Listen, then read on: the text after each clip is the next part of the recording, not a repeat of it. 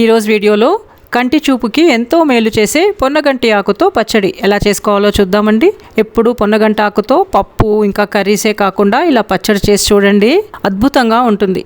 వీడియోని లాస్ట్ వరకు చూడండి, నచ్చితే తప్పకుండా ఒక లైక్ చేసి హైప్ చేయండి. ఇప్పటి వరకు మన ఛానల్ని సబ్స్క్రైబ్ చేసుకోకుండా చూస్తున్న వాళ్ళైతే సబ్స్క్రైబ్ చేసుకోండి. నోటిఫికేషన్స్ కోసం పక్కనే ఉన్న బెల్ని ఆన్ చేసుకోండి. హాయ్ ఎవ్రీవన్, అందరికీ నమస్కారం. నేను రేవతి.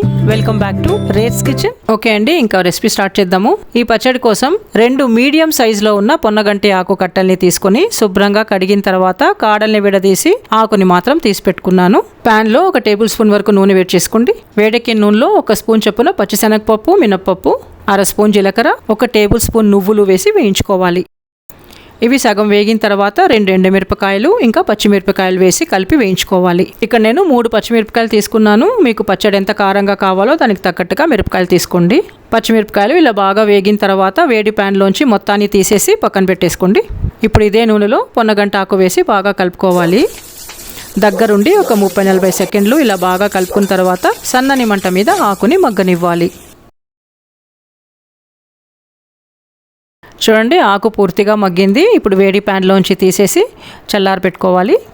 ఫస్ట్ ఈ పప్పుల్ని మిక్సీ జార్లో వేసి ఒక్కసారి తిప్పుకున్న తర్వాత మగ్గించిన ఆకు, చిన్న విసిరికాయ సైజ్ అంత చింతపండు, నేను ఇక్కడ నానిన చింతపండు ఉంటే అది వేస్తున్నాను, 5-6 వెల్లుల్లి రెబ్బలు, సరిపడా ఉప్పు వేసి కొంచెం గరుకుగా పచ్చడి రుబ్బుకోవాలి.